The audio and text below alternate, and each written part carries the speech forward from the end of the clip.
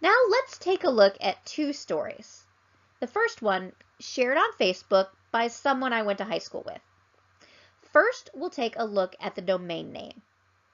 This story is from dailyusaupdate.com. Now, it's not a news source I recognize, but that doesn't necessarily mean it's not legitimate. Next, we'll take a look at their style. By now, you should know that in Associated Press style, the number 2 should be spelled out instead of using the figure. And that's not the correct plural form of that word. So let's investigate the About Us section. And here's the front page of that website. No About Us section, no contact information, nothing. The site's aesthetics are abysmal. Since it's barely a website, the news source also doesn't have any social media to check. Now let's see if there are any sources listed in the story. It does quote a few students and lists source, usdailyinfo.com, at the bottom of the article. But when we click on that link, we get an almost literal red flag warning asking us to think twice before clicking through. And when I ignored the warning and clicked anyhow, I got a page not error found. Just for fun, let's see if we can verify the information from this story by Googling the article title. And the first two search results say the story is false.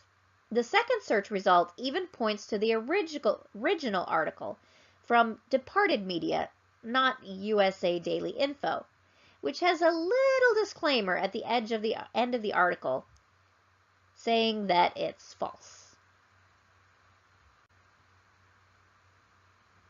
Now we'll take a look at another example, also posted by the same person I went to high school with. Now I don't know if this one is fake or not, so let's find out together. Now this article is from clickondetroit.com. Now it's not the Detroit News or Free Press, but there isn't anything initially suspicious about it. As for style, we'll see that 22 should have a hyphen, but otherwise there aren't any glaring errors. Now I will point out that while US has periods in stories, there are no periods for US in headlines, so that's done correctly. Next, we'll check out the About Us section of the website. It looks like Click on Detroit is the website for WDIV, the NBC affiliate broadcast television station in Detroit. While there's no direct About Us, they do list members of their news team, and they have lots of contact information.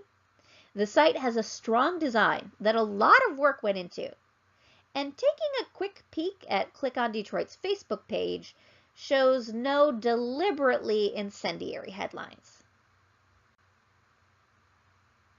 Now we'll check out the story's sources. It's attributed to CNN in the dateline, so that's a good sign.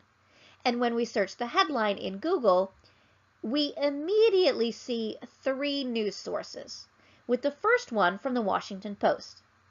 Based on our criteria, we can be confident that this story is real.